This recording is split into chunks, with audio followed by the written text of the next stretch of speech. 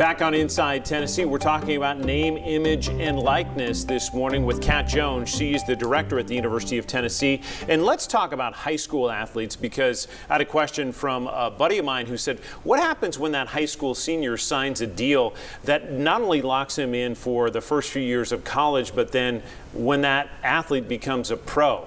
You're saying that can't happen.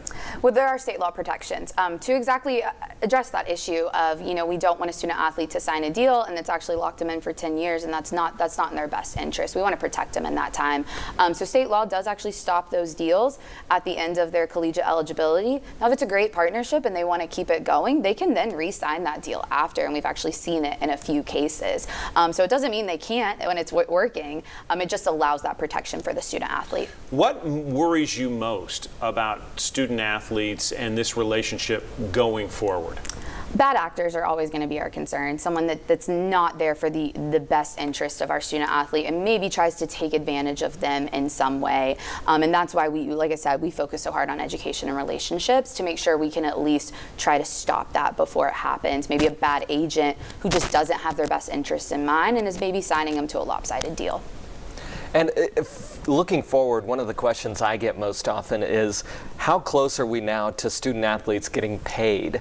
That's a worry that a lot of people have with NIL. Yeah, the number one question I get the most, but also the question I have absolutely zero answers for is, where does this go? Mm-hmm. Where are we in a year from now or 5 years from now? I think we are seeing us move in a direction that's going to look different than it did 10 years ago, and that's not always a bad thing.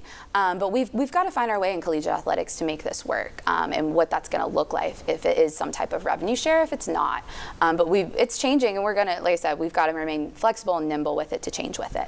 With the NIL and with the portal that you mentioned as well, the ability to transfer and not lose a year of eligibility, are college athletes more empowered now than they've ever been? 100%. I call this kind of a movement of student athlete rights and student athlete empowerment, but in a good way. There definitely were times when a student athlete voice maybe should have been at the table and it wasn't.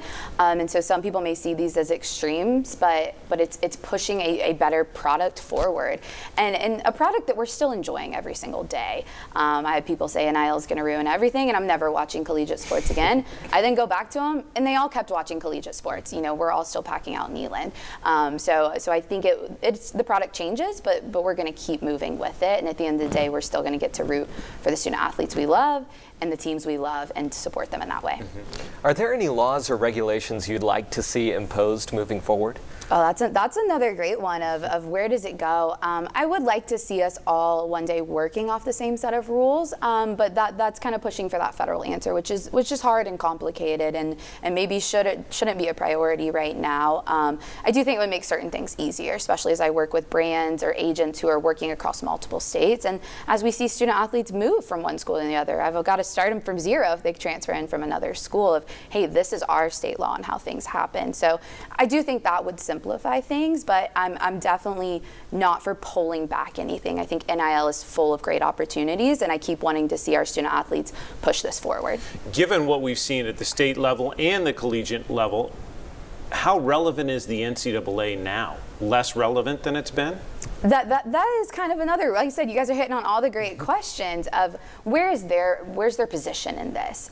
They still do a lot of things, run championships, run and contain eligibility and academics, and so many pieces that when you're in the game you see, but sometimes outside the game you don't see. So they are still functioning at a really high level and providing important resources. I think they're going to have to adjust too, though, to find the proper spot where they belong in this equation as well, because I do think there's a spot for it. It's just got to adjust to the industry. And do you think the NCAA or state lawmakers are better suited to regulate this space? That's a great one. I would really love people who are in the day-to-day to get to regulate it. And unfortunately, I think sometimes that's not the case with state laws or even federal laws, but I love that we've gotten to talk to people and I've gotten to explain what I see on the day-to-day.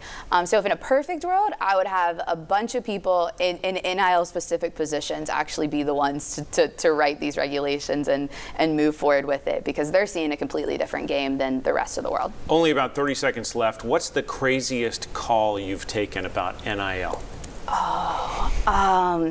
I think the craziest one was someone really thinking that we as the institution was just dishing out millions and millions and millions of dollars. And I just was like, that's just could not be further from the truth. And just people tend to believe every single Twitter story. And some are true, some aren't. So we just want people to understand that you've got to dig through some of that to find the truth. But as I remind everyone I talk to, NIL is a good thing.